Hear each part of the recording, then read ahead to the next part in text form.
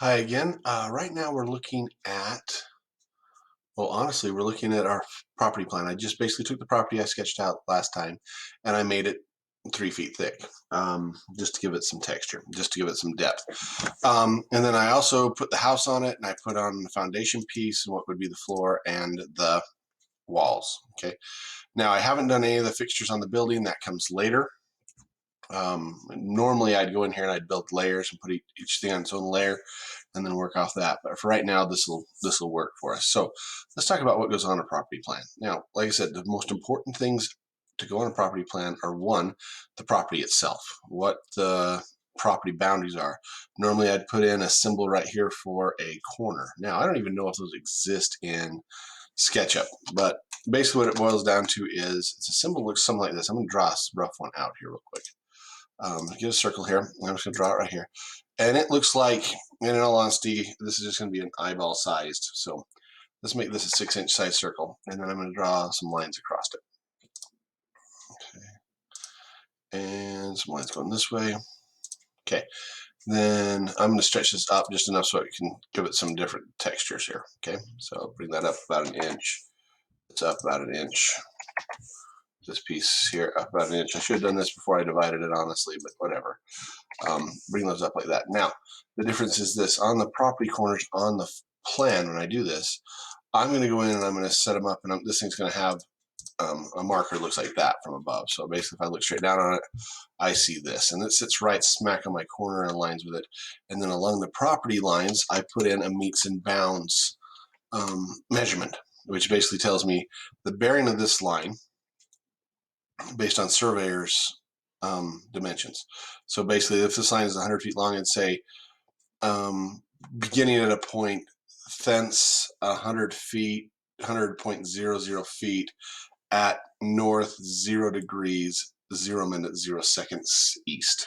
Okay, and that's if this is truly running just due north south this way. And so then I'd get this corner and say thence, and this is 109 feet at north 0 degrees 0 minutes 0 seconds west. And then I get to the back side of the property over here. I turn it right so you can see what I'm doing. There we go. Get to the back side of the property over here and say thence, so from this point, 100 feet at 100 feet at, say, north 90 degrees 0 minutes 0 seconds west. And then we hit this corner over here and say thence 109 feet at south 0 degrees 0 minutes 0 seconds west, or east because it's turning to the east from there, to the point of beginning, etc., etc., etc., encompassing 0.250 acres. Then I'd give the base and meridian that it's tied back to. Now, we haven't talked about those yet. So basically what we find out is that in the United States, there are surveyors ground points set up all over the country. In our state, there's actually two bases you can use. There's the Salt Lake Basin Meridian and the Uinta Basin Meridian. I actually haven't ever seen anything off the Uinta Basin Meridian. Most of the stuff I see is off the Salt Lake Basin Meridian. I have seen a few in Nevada, property descriptions there, and in Arizona and Idaho and things. But all of ours is based off of that. Now, I'm going to try to sketch out here to the side something a little weird here. So hang on here. So if I take and I make a property, and this is going to be a weird property here. If I take a property that is, say, quite large, say 5,280 feet that way. What are you going to do in inches this way? By, say, 5280 this way, by back down here on my green axis. Where's my green axis? There it is. Back to here, and then to close. That represents a section. Now, a section is a chunk of land. It's 640 acres. It is a mile by a mile square.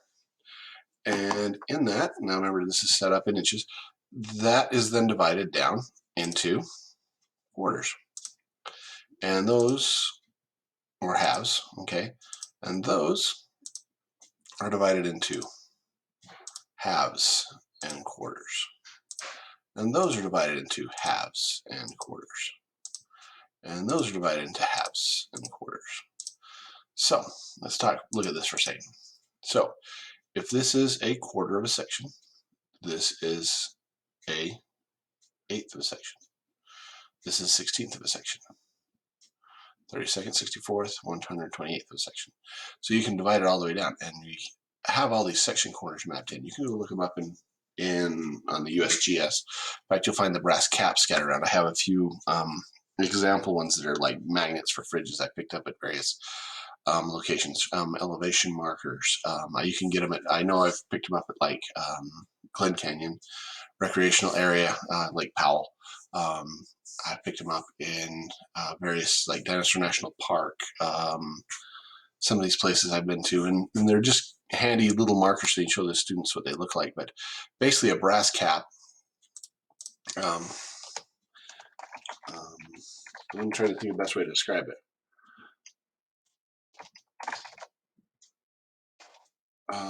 Well, here, let's just do this. If I go out here, I'm just going to grab something real fast here, and it's going to help us out. I hope. There he is. So that one's.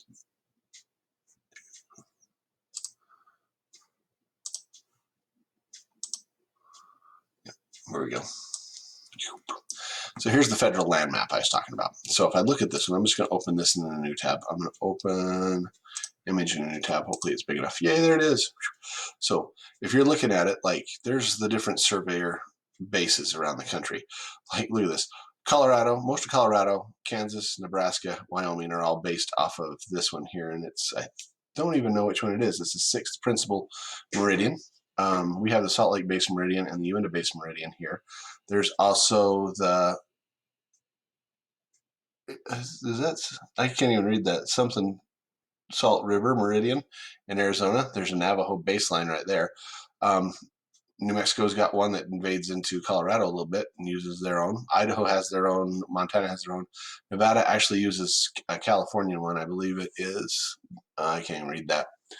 But look, so it's mostly we can thank Thomas Jefferson for this, to be honest with you. But it breaks out, and those are your basin meridians. Here's what's funny. Look at Alaska's. There's at least 4. It gets a little crazy on some of those. So as you're looking at it and trying to decide how your property breaks down, that's how it's usually described. Now, the other thing we need to know is that it's usually also described in older ones in units of rods and chains. Modern ones are all done in decimal feet to an engineer's scale, and it's really easy to read and work with.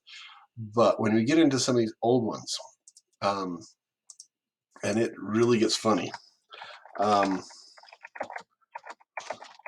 going to see if I can grab something here to show you. They were really bizarre. Like, honestly, I'm looking at one of these, and well, the best way I can explain it is show you an image. Oh, that's a crappy image. They used to measure it out, and a rod was 16.5 feet. Okay, and a chain was 144 feet, and they've surveyed most of the United States using these. In fact, if you go back and look at some of the old surveyor pictures, like this, and bring it over here. Nope, it didn't bring it. There it is. So it shows some of the old surveyors walking the line.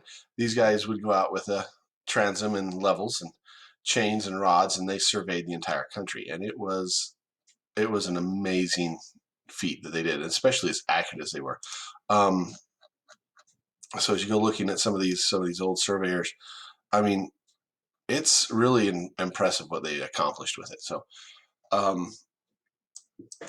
it does a lot to explain why the system is the way it is. And I think I've now lost my map. Bummer. Let's see if I can get back to my plan. Okay. But as I'm doing that, and I'm rambling on here, bear with me, I'm sorry. Let me grab something else here.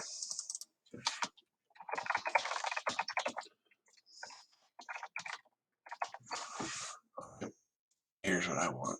Oh, yeah. This is probably one of the better ones I've looked at. So let me see.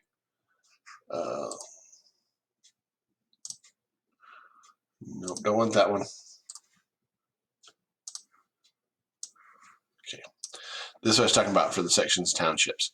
So 6 miles by 6 miles square is a township, and one section is 1 mile by 1 mile square. And then you can see how they break down inside of them. That's how our systems, our surveying systems work. And they were really, really well done, and they cover a lot of territory. I have some plats I normally break out in class and show you guys and girls how this all works, and let you actually look at one. But it's really simple. Now, I'm not going to make you do a whole lot as far as with this. You just need to know what it is. Okay, so when you're laying out your property, that's what you're going to do. Now, property never lines up north-south and is never straight and square. Okay, well, unless it's been forced to be that way.